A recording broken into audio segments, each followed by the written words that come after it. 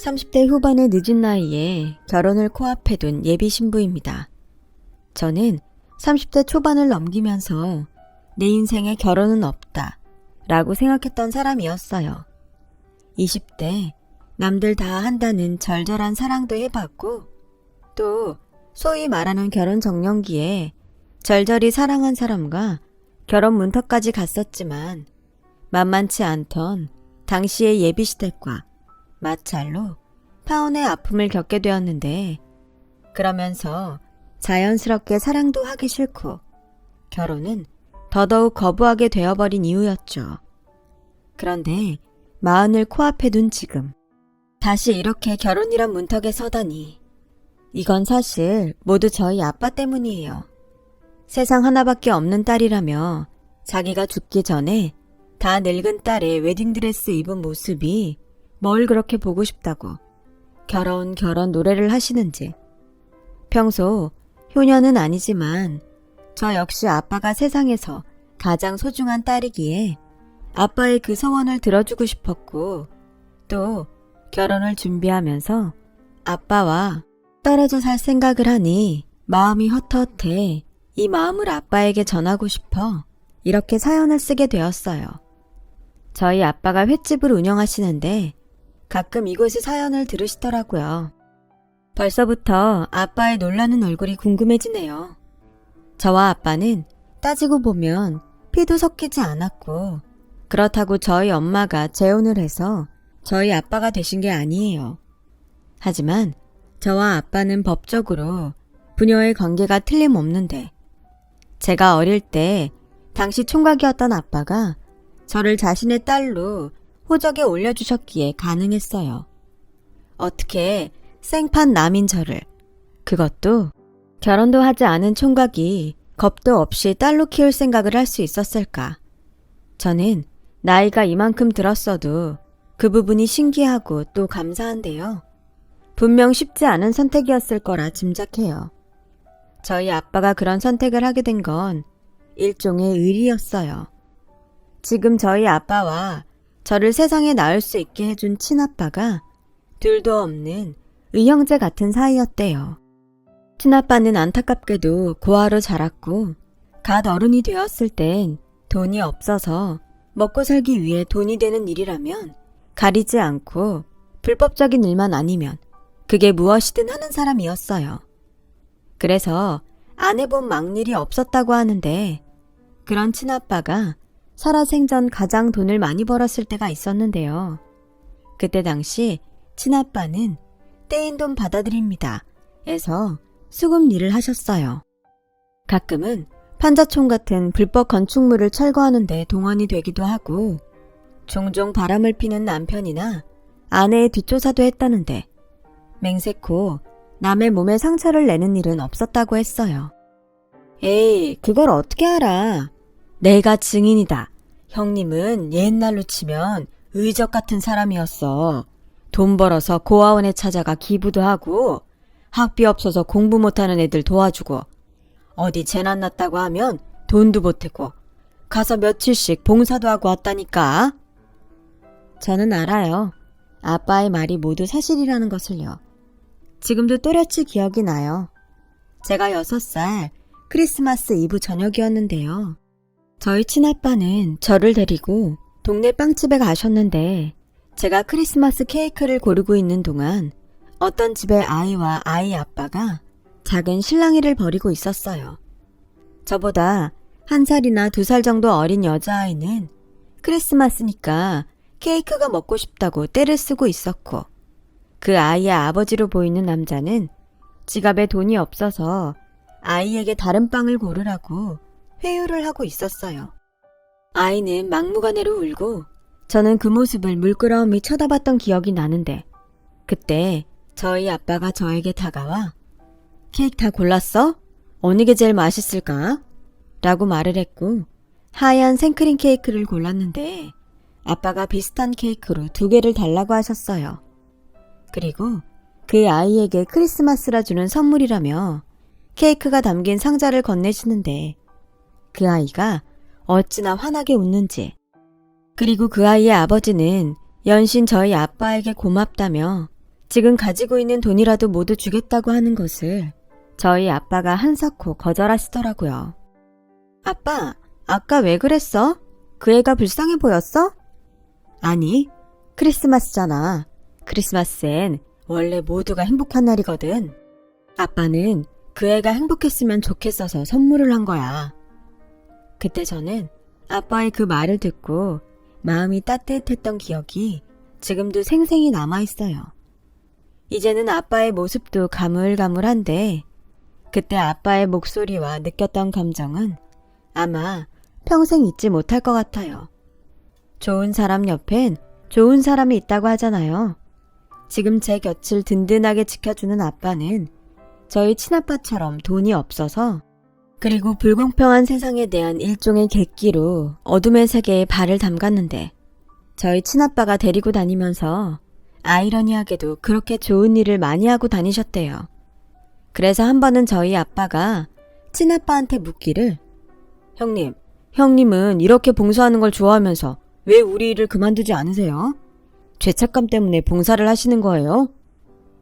처음엔 돈을 많이 줘서 시작했고 지금은 나 같은 무른 깡패도 있어야 누군가는 그래도 덜 고통스럽지 않을까 해서 그만 못 두는 거지. 에이, 그런 말이 어딨어요. 중간에서 형님이 깨지시잖아요. 그래서 그 덕에 국밥집 사장님이 우리한테 국밥 2그릇이나 줬잖아. 그것도 특으로. 그리고 우리한테 배고플 때 언제든 오라고 약속한 거 기억 안 나? 평생 공짜밥을 먹게 생겼는데 그 정도는 아무것도 아니지. 그때는 지금의 저희 아빠는 친아빠의 그 말을 듣고 황당하고 어이가 없어서 눈만 깜빡깜빡 거리셨는데 나중에 생각하니 친아빠의 그런 생각이 너무나 존경스러워 당신의 평생의 롤모델로 저희 친아빠를 삼았다고 하셨어요. 그래서 그 후로 아빠는 친아빠를 따라 그렇게 봉사를 많이 다니셨다는데 현재도 그 봉사활동을 이어서 하시고 계시니 그 자부심이 정말 대단하세요. 그리고 제가 7살이었던 어떤 무더운 여름 비극적인 소식이 전해졌는데요. 친아빠가 찻길에서 어린 꼬마를 구하다 그대로 대형 트럭에 치여 세상을 떠났다는 소식이었어요. 엄마는 울고 기절하고를 반복했고 또 며칠은 먹지도 않고 아무 말도 하지 않으며 거의 죽은 사람처럼 지냈어요. 어느 날 무슨 일인지 엄마는 백화점에서 예쁜 옷을 사서 저를 입혀주더니 다음날 제가 잠에서 깨고 일어나 보니 엄마는 집을 나가고 없었고 저는 그 후로 엄마의 모습을 영영 보지 못했어요. 가끔 그날의 일을 악몽으로 꿀 때가 있어요. 지금도 그 꿈에서 깨어나 보면 얼마나 울었는지 베개가 축축해져 있는데 그 막막한 공포 속에 혼자 덩그러니 남겨진 저를 발견한 건 지금의 아빠였고 모든 사실 확인이 끝난 아빠는 그 순간 세상에서 가장 슬프고 불행한 아이에게 세상에서 가장 따뜻한 손을 내밀어주며 이렇게 말씀하셨어요. 가연아, 많이 무서웠지? 이젠 삼촌이 우리 가연이 지켜줄게. 가연아, 삼촌이랑 같이 살자. 삼촌은 우리 가연이가 같이 살아주면 너무 행복할 것 같아. 삼촌, 그럼 삼촌이 이제부터 가연이한테 아빠 같은 사람이 되어줄 거야?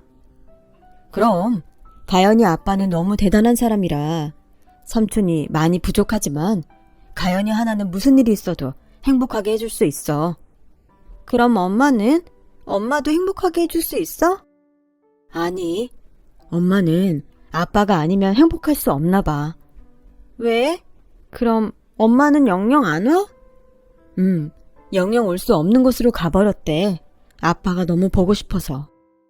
그때는 아빠의 그 말을 이해하지 못했어요.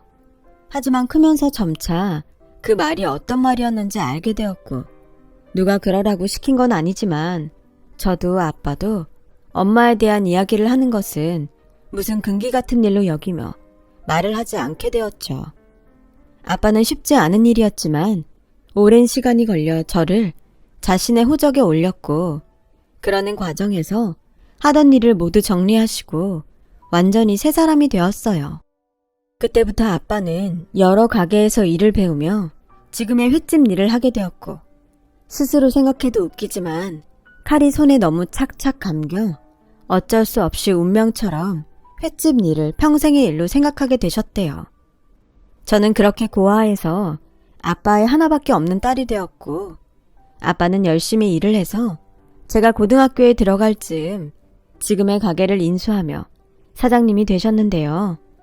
그날 아빠가 얼마나 좋아하던지 저를 키우며 끊었던 소주를 저희 친아빠 사진을 앞에 두고 저 몰래 마시는데 아빠의 혼잣말에 하마터면 저도 눈물이 터질 뻔했어요. 형님, 잘 보고 있죠? 내가 우리 가연이 잘 키운다고 했잖아요. 형님, 나 이만하면 형님한테 진 빚 절반은 갚은 겁니다. 악에 바쳐서 그냥 막 되는 대로 살자고 작정한 내 손 잡아줘서 고마워요. 그리고 좋은 사람이 되고 싶다고 생각하게 해줘서 고맙고 우리 가연이 세상에 태어나게 해줘서 진짜 고마워요. 난 이제 우리 가연이 없으면 못 살아요. 내가 우리 가연이 시집가서 행복하게 잘 살 때까지 딱 버티고 있을 테니까 형님은 아무 걱정하지 말고 형수님이랑 거기서 편하게 계세요. 아빠는 그렇게 한참을 말없이 웃고 있는 친아빠 사진 앞에서 수다쟁이가 되었고 그날 단잠을 들었는지 기분 좋은 얼굴로 잠자리에 드셨어요. 그리고 저도 친아빠의 사진을 보며 지금 제 옆에 있는 아빠에게 잘하는 딸이 되겠다고 약속을 했죠. 그 약속이 제 인생의 버팀목이 되어 저는 원하는 대학 현대무용과에 수석으로 입학하는 행운을 얻었고 장학금이라는 선물로 아빠를 기쁘게 해드릴 수 있었어요. 대학 입시 때는 물론이고 대학에 들어가서도 무용이 아니면 안 되는 사람처럼 죽기 살기로 춤을 췄어요. 대학 졸업작품을 준비하는 중 어이없는 사고로 계단에서 발목이 꺾이는 일이 있었어요. 대수롭지 않게 생각한 작은 부상은 점점 부어오르면서 예사롭지 않았고 마침 천만다행으로 대학병원이 있어서 급한 대로 응급실을 찾았는데 거기서 한때 운명이라고 믿었던 남자를 만나게 되었어요. 골절인데요. 다행히 수술까지는 안 해도 될 것 같은데 깁스는 해야겠네요. 깁스를요? 그럼 그건 얼마나 걸리는데요? 사람마다 뼈가 붙는 시기가 좀 다른데 통상적으로 1달에서 2달은 조심해야죠. 그래도 천만다행이네요. 저기 더 빨리는 안 될까요? 제가 무용을 하는 학생인데 졸업작품 준비를 해야 하거든요. 글쎄요. 제가 부러진 뼈를 딱 붙이는 능력은 없어서. 근데 괜히 무리하면 시간은 더 오래 걸려요. 마음은 알겠지만 환자분 몸도 좀 생각해줘요. 저는 젊은 남자 의사의 말에 속으로 남의 속도 모르고 태평한 소리 하네 라고 생각했어요. 얼마나 중요한 일인데. 그래서 저는 의사가 하지 말라는 무리를 하며 어떻게든 공연을 해보려 애를 썼고 의사의 말대로 저의 회복은 늦어질 대로 늦어졌어요. 거의 포기할 무렵 그제야 예전처럼 나아지는 듯 보이더라고요. 그런데 제가 마지막 진료를 받던 그날 그 남자 의사는 저에게 이런 말을 했는데요. 그땐 그 말이 너무 설레서 집에 와서도 한참을 그 말을 생각했어요. 말 안 듣는 환자라 우리 참 오래 봤는데 이젠 못 보게 생겼네요. 졸업작품은 어떻게 됐어요? 물어본다는 걸 매번 까먹었네. 다행인지 불행인지 딱 보름 남았어요. 어제부터 조금씩 연습하고 있는데 아무래도 예전 같진 않네요. 죽기 살기로 연습해도 모자랄 판에 큰일이죠 뭐. 아, 근데 그거 알아요? 뼈는 한번 부러지면 예전보다 훨씬 단단해져요. 그렇다고 막 무리하라고 하는 소리는 아닌데 후회하지 않았으면 좋겠어서 열심히 해요. 그래도 아직 시간이 있잖아요. 다치면 뭐 내가 또 고쳐주면 되죠.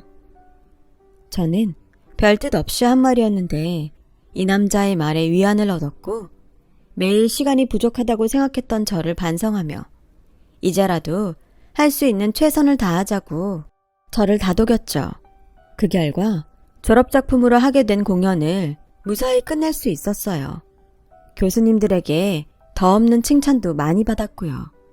그리고 좋은 일은 계속 좋은 일을 부르는지 저는 바라던 국립현대무용단에 들어가게 되었는데 저처럼 현대무용을 하는 사람이라면 이곳에 가는 것이 목표이고 꿈인 곳이라 저도 그렇고 저희 아빠도 얼마나 좋아했는지 몰라요. 그러다 좋아하는 아빠의 얼굴을 보면서 왜인지 모르게 그 정형외과 남자의사가 생각이 나더라고요. 어쩐지 그 사람의 말에 용기를 낸 이후로 이 모든 것들이 이루어진 것이 아닐까 하는 생각에 망설이다 용기를 내서 다시 병원을 찾아갔어요. 또 보네요. 병원에서 보는 건 그렇게 좋은 일은 아닌데 이번엔 어디가 아파서 왔어요? 오늘은 아파서 온 게 아니라 고마워서 왔어요. 그때 선생님은 별 뜻 없이 하신 말일 수도 있는데 저 덕분에 공연도 무사히 했고 또 이번에 들어가고 싶었던 무용단에 들어가게 됐거든요. 감사해요. 축하해요. 난 또 어딜 다쳤나 걱정했네. 정말 잘 됐어요. 그리고 나야말로 고마워요. 이렇게 다시 나 보러 와줘서.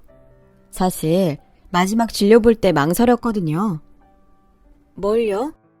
차 한 잔 밖에서 마시자고 말하고 싶었거든요. 저는 뜻밖의 말에 조금 놀랐어요. 그리고 그 마음은 제 얼굴에 그대로 표현이 되었는지 남자는 서둘러 미안해요. 당황했죠? 이래서 그때 말 안 한 건데. 네, 우리 밖에서 차 마셔요.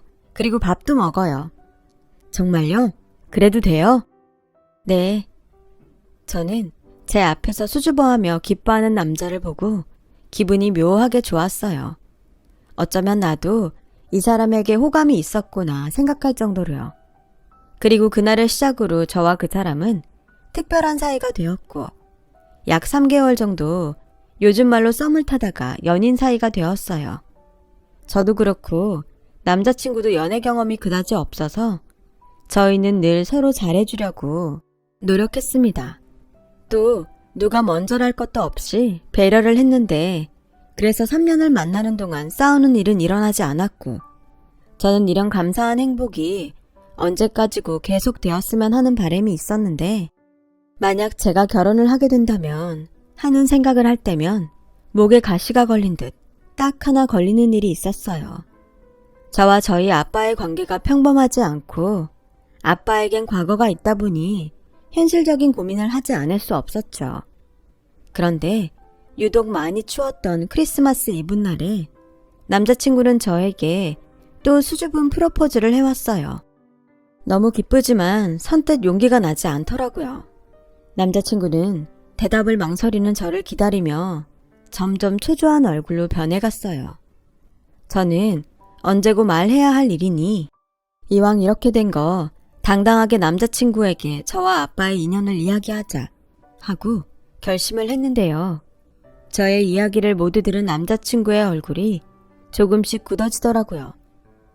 많이 놀랐어? 솔직히 좀 놀랐어. 근데 자기 아버지 정말 대단한 분이시다. 결혼도 하지 않고 그런 결정을. 쉽지 않았을 텐데. 그러니까. 그래서 나는 우리 아빠한테 평생 고마워하며 살 거야. 나한테는 너무 감사하신 분이니까. 하지만 결혼은 현실이잖아. 나는 자기가 너무 좋고 사랑하지만 자기네 집에서 어떻게 생각하실지 솔직히 좀 두려워. 우리 부모님도 좋으신 분들이야. 아마 아시면 좀 놀라긴 하시겠지만 지금 나처럼 대단하다고 하실걸? 정말 그럴까? 정말 괜찮을까? 그럴 거야. 무엇보다 내가 자기 아니면 안 되는데 어쩌시겠어. 결혼은 우리가 하는 거잖아. 내가 말씀 잘 드릴게. 아니야. 우리 아빠 얘기는 내가 할게. 저는 그렇게 말하고 한 달 뒤 남자친구의 집에 초대를 받고 방문을 하게 되었어요. 남자친구의 부모님은 두 분 다 교수님이셨는데 그래서 그런지 집 분위기도 다른 가정집과 다른 분위기였고 집 곳곳에 책과 그림이 많아서 안 그러고 싶었지만 어쩐지 조금씩 기가 죽어갔어요. 왔어요? 좀 더 일찍 초대하고 싶었는데 우리가 세미나랑 컨퍼런스 때문에 바빠서 이제야 초대하네요. 반가워요. 나 현수 엄마예요. 처음 뵙겠습니다. 최가현이라고 합니다. 어서 와요. 드디어 아들 여자친구 얼굴을 보네요. 현대무용한다며? 네, 지금 국립현대무용단에 있습니다. 거기 영재랑 수재들만 가는 데 아닌가? 우리 집에 그런 며느리가 들어오게 생겼다니 벌써부터 다른 교수한테 자랑하고 싶어서 입이 근질근질하네. 여보, 그만해요. 반가워서 그러지. 아, 공연은 언제 하나? 우리도 한번 보러 갈게요. 네, 아직은 일정이 많이 남아서 제가 티켓 미리 구해서 두 분 초대하겠습니다. 어머, 고마워요. 나는 공연이랑 전시회 정말 좋아하는데. 맞아. 우리 엄마 미술 전공이라 자기랑 어쩌면 코드가 잘 맞을 거야. 이러지 말고 밥부터 먹어요. 얘기도 좀 더 하고. 저는 화기애애한 분위기 속에서 적절한 타이밍을 보고 있었어요. 그리고 이윽고 그의 어머니 입에서 저희 집에 대한 질문이 이어졌고 저는 지금인가 싶은 생각에 마음을 다잡고 저희 아빠의 이야기를 해드렸어요. 그러자 딱딱하게 굳어버린 그의 어머니의 얼굴이 제 눈에 들어오더군요. 그의 아버지는 헛기침을 하며 저의 시선을 피하시는데 어느 정도 각오는 했지만 그래도 막상 닥치니 마음이 좋지 않았어요. 엄마, 아버지, 나머지 얘기는 저랑 하세요. 그리고 미리 말씀드리지만 저 이 사람 아니면 어느 누구랑도 결혼하지 않습니다. 그냥 이 사람 하나만 봐주세요. 아까까지 좋아하셨잖아요. 그야, 그때는 그런 집인 줄 몰랐잖아. 아무리 잘났어도 어떻게 깡패 전적이 있는 사람이 키운 딸을 며느리로 들이니? 게다가 지금은 횟집을 한다고? 난 비린내면 딱 칠색인데. 여보, 왜요? 내가 틀린 말 한 건 없잖아요. 당신은 괜찮아요? 지금 나만 그래요. 저기 초면에 죄송하지만 말씀이 좀 지나치신 것 같아요. 놀라시고 반감이 드는 것까지 뭐라고 할 순 없지만 제가 그런 말을 듣기는 좀 불쾌하네요. 저희 아빠 정말 좋으신 분이세요. 저한테는 은인 같은 분이시고요. 저희 아빠 아니었으면 저는 고아나 다름없을 건데. 차라리 고아인 게 낫지. 내가 그냥 사람 하나만 보고 선심 썼다고 하면 되니까. 근데 이건 집안끼리 너무 차이가 나잖아. 불쾌해도 어쩔 수 없어요. 이게 현실이니까. 엄마, 시끄러. 이 결혼 이야기는 여기서 끝내자. 더 험한 소리 하기 싫어. 그의 어머니는 그 말을 끝으로 일어나셔서 쌩하니 방으로 들어가셨어요. 그리고 서먹해진 분위기 가운데 저 역시 더 있고 싶지 않아 일어나 그의 아버지에게 정중히 인사를 하고 나왔는데 남자친구가 쫓아와 저를 붙잡더군요. 자기야, 설마 다른 생각하는 거 아니지? 처음부터 힘들 수도 있다고 생각했어. 모두가 내가 바라는 대로 나랑 우리 아빠를 바라봐 줄 수는 없으니까. 근데 솔직히 좀 기분은 나쁘다. 어머님 말씀이 너무 나한테 상처가 되네. 우리 여기서 그만두는 게 좋지 않을까? 저는 그렇게 남자친구에게 헤어지자고 했어요. 마음은 아팠지만 저로 인해 아빠가 상처받는 일은 만들고 싶지 않으니까요. 하지만 남자친구는 저와의 이별을 받아들일 수 없다며 저에게 매달렸고 저도 마음이 그렇게는 모질지 못했는지 한 달 넘게 매달리는 남자친구를 끝까지 밀어낼 수는 없었네요. 그래서 집안에서 반대하는 연애를 좀 더 이어갔고 남자친구의 집에서는 남자친구를 선을 봐서 장가를 보낼 생각이셨나 봐요. 저에겐 말하지 않았지만 남친에게 다방면으로 이런저런 압박을 해오는 듯 보였는데 우연히 원치 않았던 일이 벌어지고 말았어요. 저와 남친이 교제한다는 것을 일찍이 알았던 아빠가 교제 기간은 길어지는데 왜 결혼 이야기가 없냐며 우연히 저를 바래다 주던 남자친구에게 묻게 되었죠. 대충 얼버무리고 넘어가려는 남자친구의 태도에 평소 눈치 백단에 촉이 좋은 아빠는 제가 아무 말도 하지 않았는데도 상황이 어떻게 돌아가는지 단번에 알아차리셨어요. 그쪽 집에서 반대해? 아빠 때문에? 아니야. 아빠는 괜히 넘겨짚고 그래. 니네 얼굴에 딱 써있다. 그리고 전에 일부러 물어보지는 않았지만 너 그 집에 인사 가고 한동안 그 친구랑 헤어졌었잖아. 그건 괜찮아. 말해봐. 뭐가 문제인지 알아야 극복을 하지. 저는 집요하게 물어보는 아빠에게 어쩔 수 없이 남자친구 집에서 반대한다는 말을 하게 되었어요. 아빠도 분명 예상하셨을 거예요. 아무 말도 하지 못하시다가 한참이 지나 저에게 이런 말씀을 하셨는데요. 가연아, 너 그 친구 많이 좋아하지? 아빠는 그 친구 참 좋더라. 직업이 의사라 그런 게 아니고 사람이 선해서 좋아. 아까도 둘이 우리 집 앞에 딱 서 있는데 얼마나 잘 어울리는지 선남선녀가 따로 없더라. 무슨 말 하려고 그래? 이상한 말 하지 마. 그 집에서 오히려 고하면 괜찮다는 거야? 아빠, 나 아빠 딸이야. 고아 아니잖아. 왜 그런 말을 해? 아무리 아빠 핏줄 아니라고 해도 나 아빠 딸이라며. 그래, 넌 죽을 때까지 내 딸이야. 그럼 누가 뭐래도 평생 넌 내 딸이지. 근데 네가 행복할 수 있다면 그깟 서류 내가 얼마든지 만들어줄 수 있어. 결혼식장에 네 손 못 잡고 들어가는 건 속상해도 너 행복하게 사는 모습 볼 수 있으면 그걸로 충분해. 그만해. 난 죽어도 그럴 생각 없어. 그깟 결혼 안 하면 그만이야. 아빠랑 나랑 왜 부녀지간으로 이렇게 같이 살 수 있는 건데. 우리가 법으로 부녀지간이니까 그런 거잖아. 남남인데 아빠랑 딸이라고 우길 수 있어? 난 싫어. 두 번 다시 혼자가 되는 일은 싫다고. 아빠에게 울면서 소리쳤어요.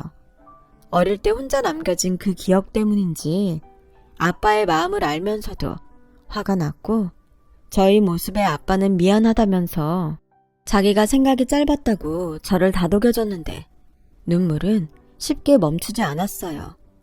그리고 며칠 후 늘 똑같은 일상이었어요. 공연 준비로 바쁜 저에게 남친은 간식거리를 하나를 안고 들어오더니 조금 상기된 얼굴로 저에게 다가와 이렇게 말했어요. 아버지가 상견례 한번 하자고 하시네. 뭐? 어머니는? 아직 그것까지는 모르겠는데 아버지가 걱정하지 말고 날짜 잡으래. 그때 자세한 이야기 하자고. 우리 이제 결혼할 수 있어. 정말? 믿어도 돼? 그럼 우리 아버지가 평소에는 물은 편인데 한번 마음을 정하면 바꾸는 일이 없으시거든. 엄마도 아버지 그런 점을 제일 무서워하셔. 한번 화내시면 엄청 무섭거든. 무슨 심경의 변화인지 모르겠지만 그래도 어머님보다는 호의적이셨던 그의 아버지 선택에 감사한 마음을 가졌어요. 그리고 집에 돌아가 아빠에게 상견례 이야기를 했고 아빠는 환하게 웃으시며 자기는 언제고 괜찮다며 저에게 이젠 아무 걱정할 것이 없다며 기뻐하셨어요. 그래서인지 오신 손님들에게 무슨 서비스를 그렇게 많이 주시는지 그날 저녁 생선이 가득했던 수조는 텅텅 비워졌고 그 중에 제가 제일 좋아하는 고등어를 구워주며 저에게 밥을 차려주셨어요. 왜? 우리 딸은 그 좋은 생선 다 두고 이걸 좋아하나? 참치도 있고 광어도 있는데. 난 세상에서 아빠가 구워주는 고등어가 제일 맛있어. 아빠가 나 처음으로 집에 데리고 와서 해준 게 고등어잖아. 그야, 그때는 돈이 없으니까 그랬지. 지금은 원하면 원 없이 먹여줄 수 있는데. 난 그때 먹은 고등어가 세상에서 가장 맛있었어. 원래 모용하면 먹는 거 조절해야 하는데 아빠가 힘 딸리면 안 된다고 흰 쌀밥에 고등어 엄청 먹였잖아. 내가 그거 빼느라고 연습을 얼마나 많이 했는 줄 알아? 그래서 지금 이렇게 훌륭한 무용수가 됐잖아. 아빤 우리 딸이 춤출 때가 가장 예쁘더라. 고마워 아빠. 힘든데 나 지금까지 가르치고 키워줘서. 고맙긴. 아빠가 너 키우면서 얼마나 행복했는데. 이런 딸이 공짜로 생겼는데 로또도 이런 로또가 없지. 아빠, 내가 앞으로도 효도 많이 할게. 지금이라도 연애하고 결혼도 해. 혼자 있지 말고. 됐네요. 다 늙어서 무슨. 외롭잖아. 아빠 걱정하지 말고 너나 잘 살아. 그 시어머니 될 분이 뭐라고 해도 좀 참고. 알았지? 그게 아빠 도와주는 거야. 네가 가서 성질 획 내면 그게 아빠 망신 주는 거다. 그래도 알았어. 노력할게. 저와 아빠는 당장이라도 제가 시집을 가는 듯 삼겹살을 구우며 소주잔을 기울였어요. 아빠와 이런저런 이야기를 하니까 정말로 이젠 내가 시집을 가는구나 싶은 생각도 들었고요. 그렇게 보름 뒤 상견례 날짜가 정해졌고 저는 조금 긴장한 상태로 날짜를 기다렸죠. 상견례를 일주일 앞두고 갑자기 남자친구가 사정이 생겼다면서 상견례를 당장 그날 저녁에 할 수 없겠냐고 물어왔어요. 하필이면 아빠가 주변 상인 사람들과 1박 2일로 남이섬에 놀러 간 날이라 어려울 것 같다고 이야기했는데 소식을 들은 아빠는 지금 자기가 노는 것이 중요하냐며 당장 집으로 오시겠다고 하시더라고요. 그렇게 예정보다 빨리 상견례를 하게 되었는데 아무래도 멀리 있다 급히 오시는 거라 아빠는 도착이 늦어지셨어요. 남자친구 부모님과 저는 우선 저희끼리 식사를 하며 이야기를 하기 시작했고요.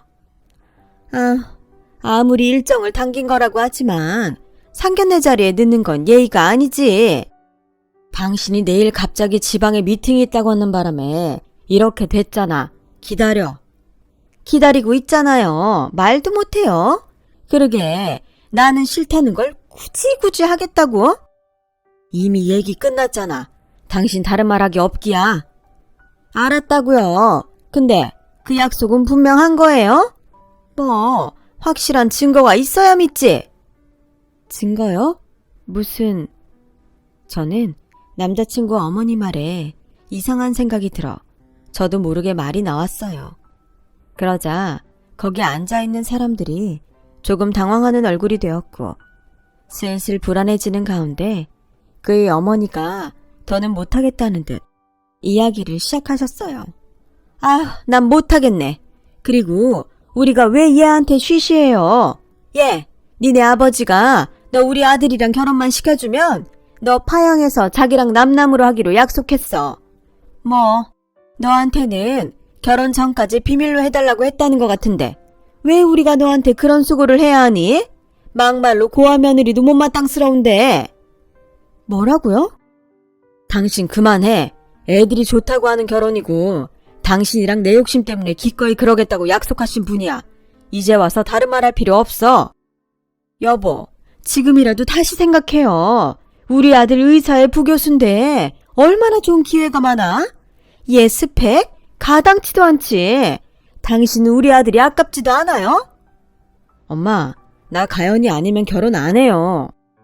그래, 지금은 그렇겠지. 근데 세상엔 영원한 건 없어. 니네들이 지금 내가 반대하니까 절절하지?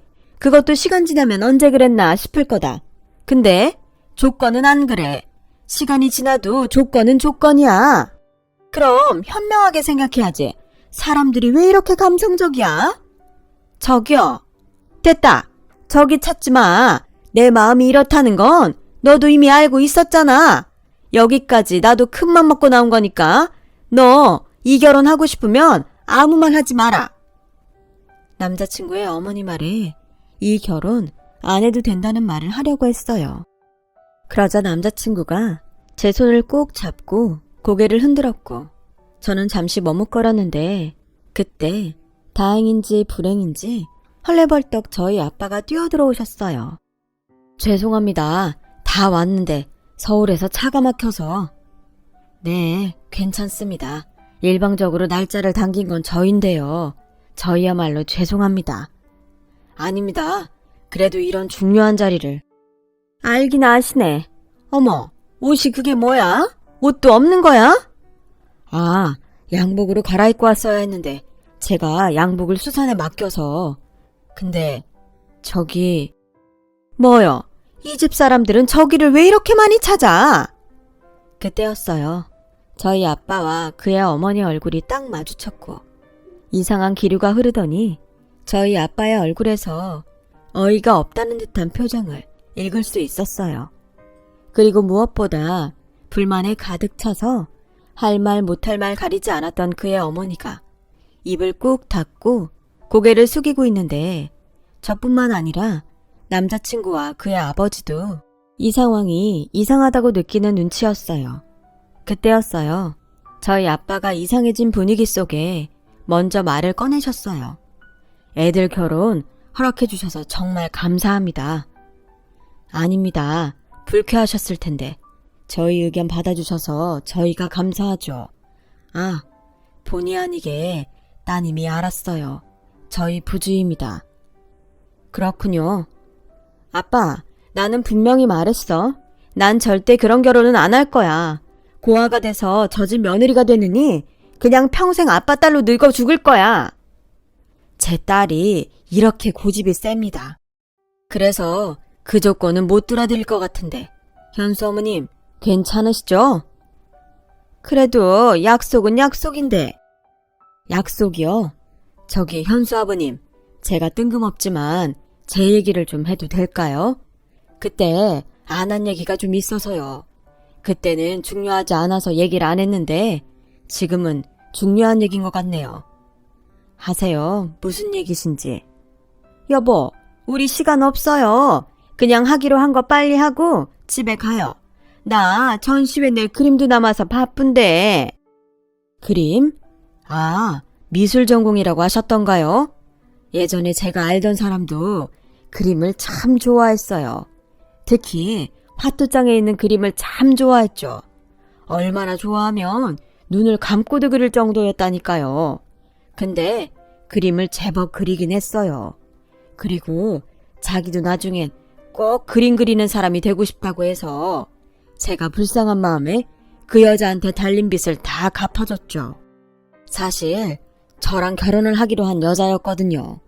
근데 빚을 다 갚아주니까 그 여자가 없어졌어요. 방방곡곡 얼마나 찾아다녔는데 정말 찾을 수가 없더라고요. 그런데 그렇게 찾을 수 없던 여자를 기가 막히게 여기서 보게 되네요. 다 늙어서 욕심만 가득한 얼굴로. 아빠는 남자친구 어머니의 얼굴을 똑바로 보며 말했어요. 그러자 그의 어머니 얼굴은 백지창처럼 하얗게 질렸죠. 반대로 시아버지는 얼굴이 시뻘개져서 자기 아내에게 이게 다 무슨 말이냐고 묻는데 남자친구의 어머니는 발뺌을 하면서도 저희 아빠에게 뭐라고 한마디도 하지 못했어요. 그리고 저희 아빠는 쐐기라도 박듯 이렇게 말씀하셨는데요. 아, 그때 내가 갚아준 돈이 4천만 원인가. 그렇지? 당장 내놔. 교수라며. 그럼 그 돈은 당연히 있겠네. 고미연 씨. 저희 아빠의 말에 남자친구의 아버지는 더 이상은 참을 수 없다는 듯 자리에서 일어나셨어요. 남자친구 어머니의 이름이 고미연이 맞았던 거죠. 여보, 아니에요. 오해예요. 당신 나랑 결혼할 때 미심쩍었던 게 한둘이 아니었어. 당신 정말로 원래 술집 여자였던 거냐고.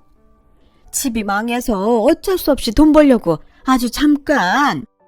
됐어. 당신은 나를 30년도 넘게 속였어. 그래놓고 오해라고? 난 더 이상 사기꾼하고 못 사니까 이혼해. 당장 내 집에서 나가. 여보.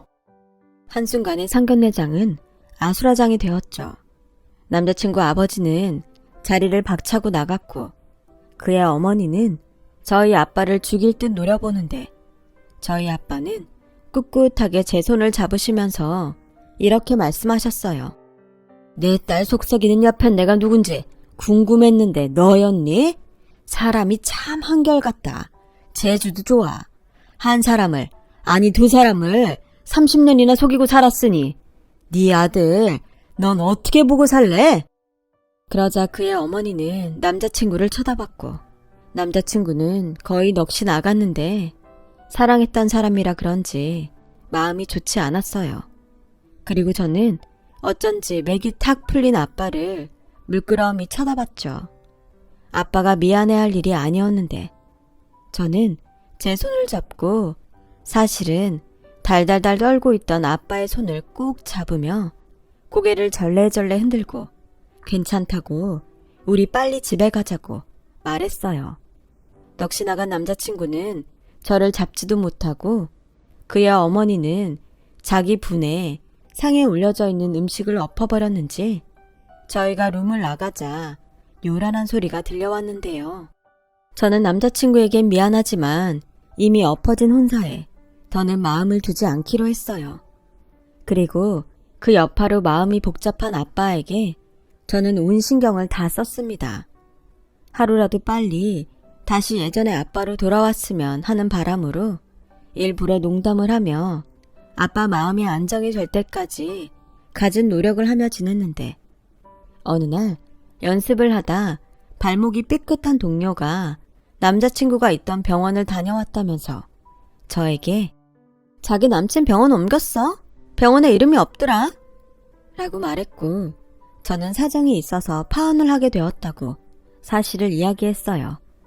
그러자 동료들은 파혼을 한 저의 사연이 궁금한 듯 몇 번 저에게 무슨 일이 있었냐고 물어봤는데 저는 그때마다 말하고 싶지 않아서 대충 얼버무리게 되더군요. 그래서인지 저는 서서히 동료들과 거리가 생기기 시작했어요.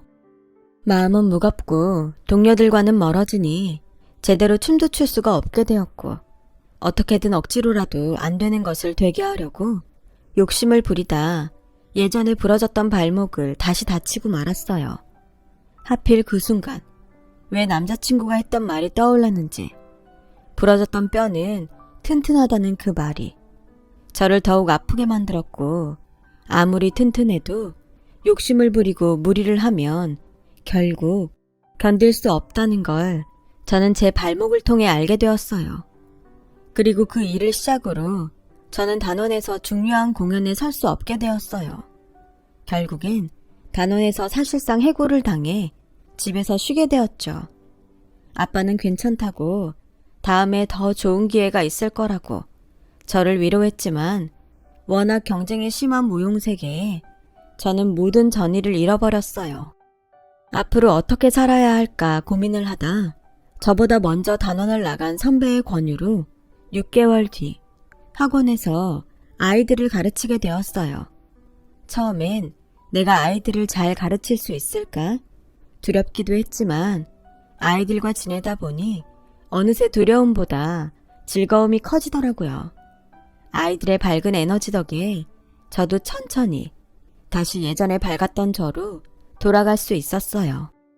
저는 30을 넘겼고 아빠는 다시금 제가 누군가 만나 좋은 인연을 맺었으면 하는 눈치였는데 선뜻 어떤 말을 하기엔 쉽지 않아 제 눈치만 보셨어요. 저는 그런 아빠에게 결혼은 이제 생각도 없고 그냥 아빠랑 평생 행복하게 살고 싶다고 말을 했는데 세상은 참 얄궂게 저에게 또 한 번의 인연을 보내주셨어요. 바로 예전에 저와 절절히 사랑했던 그 사람을요. 제가 그 사람을 다시 만난 건 학원 근처 작은 정형외과였고 제가 가르치던 클래스에서 턴을 하다 발을 접질린 학생이 있었어요. 혹여 심각한 부상일까 걱정스러워서 가장 가까운 병원을 찾아갔는데 그게 시작이 되었어요. 그 사람은 그것 원장이라는 사람과 친분이 있었는지 원장을 만나러 잠시 들른 것이었는데 우연히 저와 만나게 되어 놀란 눈치였어요. 서로 이젠 결혼이라도 하지 않았을까 조심하는 중 아직 둘 다 싱글이라는 것을 알게 되었죠. 남자친구는 상견례 사건이 있고 난 후로 악몽 같은 시간을 보냈다고 했어요. 그의 아버지는 자신의 아내를 믿지 못하게 되었죠. 떳떳하지 못한 그의 어머니는 이럴 거면 제대로 재산 분할하고 이혼을 하자고 했다는데 그 뒤 돈 때문에 지저분한 법정 싸움을 벌였다는군요. 결국 아버지의 완승으로 그 가정은 깨지고 말았다고요. 워낙 체면이라면 죽고 못 사는 그의 아버지셨기에 그는 아버지와 함께 몇 년 외국에 있다가 얼마 전 돌아왔답니다. 선배가 자신의 병원에서 일해볼 생각이 없냐고 해서 얼굴을 보고 공손히 거절하려고 찾아온 거였는데 저를 만나게 되었다고 하더라고요. 나 그 병원에서 다음 달부터 일하기로 했어. 왜? 거절하라고 했다면서. 거기서 자기를 다시 만났잖아. 나 자기 한 번도 잊은 적 없어. 잡을 수 없어서 나타나지 못했을 뿐이지. 근데 포기가 안 되더라. 정말 자기가 아니면 안 될 것 같더라고. 물론 쉽지 않겠지만 시간이 아주 많이 걸려도 되니까 나한테 기회를 다시 주지 않을래? 한번 사랑했던 사람이라 그런지 저는 머리로는 아니라고 수없이 말했지만 가슴이 저릿해오면서 이미 그에게로 향해버렸죠. 조심스럽지만 제 마음이 향하는 대로 그 사람을 받아주게 되면서 지금은 파혼했던 이 남자와 다시 결혼을 준비하고 있네요. 한번 아픈 경험도 있으니 결혼은 하지 않고 연애만 하면 어떨까 생각했었는데 저희 아빠는 다시 남자친구를 만났다는 사실을 안 후로 결혼 타령을 하루도 빠지지 않고 하셨어요. 마치 저를 빨리 결혼시키고 싶어 안달이 난 사람처럼요. 사랑하면 결혼을 해야지. 무슨 연애만 해. 됐고 아빠도 이제 다 늙은 딸 좀 치우고 편하게 살자. 응? 뭐? 늙은 딸? 너 내일 모레면 40이잖아. 중년이야. 그래도 그렇지. 무슨 아빠가 딸한테 그런 말을 해. 그리고 여태 나 때문에 불편했어? 솔직히 좀 그랬지. 아빠도 이제 꽃구경도 좀 하고 편하게 살자. 꽃구경은 무슨... 네가 몰라서 그렇지. 아빠 꽃 엄청 좋아한다. 내 핸드폰에 꽃 사진이 얼마나 많은 줄 알아? 몰라. 그래, 어디 한번 보기나 하자. 그래, 자 봐봐. 채가연꽃이라고 이 세상에 하나밖에 없는 꽃이다. 저는 아빠의 핸드폰 사진을 보고 울컥해서 울음이 터지고 말았어요. 아빠의 핸드폰엔 저희 사진이 빼곡하게 들어있었거든요. 하나같이 제가 웃고 있는 사진들이었는데 사진만 봐도 제가 얼마나 행복한지 한눈에 알 수 있었어요. 아빠가 애지중지 키운 꽃 가연아. 가서 남편 사랑 많이 받고 활짝 피어라. 저는 아빠의 그 말에 완전히 KO가 되어 남자친구와 결혼을 결심했어요. 이제 얼마 후면 진짜 결혼을 해서 아빠 곁을 떠나는데 꼭 하고 싶은 말이 하나 있어요. 몇 번이고 이 말을 하려고 했는데 주책 없이 눈물이 먼저 나와서 매번 하지 못했는데 이번에 드디어 이 말을 할 수 있을 것 같네요. 아빠, 그거 알아? 나는 어릴 때 가끔 아빠가 나를 떠나면 어떡하지? 하는 걱정을 했었어. 나는 아빠가 너무 고맙고 좋은데 아빠는 나 때문에 힘든 일이 많았잖아. 근데 지금까지 한 번도 변하지 않고 내 아빠로 있어줘서 얼마나 고마운지 몰라. 아빠는 은혜를 갚는 거라고 했지만 나는 이 은혜를 어떻게 갚아야 할까? 난 아빠 딸로 살 수 있어서 정말 행복했어. 아빠한테도 내가 그런 존재였을까? 너무 많은 걸 아빠한테서 뺏은 건 아닌지 사실 지금도 많이 미안해. 아빠, 지금까지 잘 키워줘서 고맙습니다. 결혼하고도 잘 사는 모습 아빠 사는 내내 보여드릴게요. 그러니까 앞으로도 건강하게 지금처럼 제 옆에 있어주세요. 세상에서 가장 존경하고 사랑합니다. 신부가 결혼을 앞두면 그렇게 운다고 하더니 그 말이 정말인가 봅니다.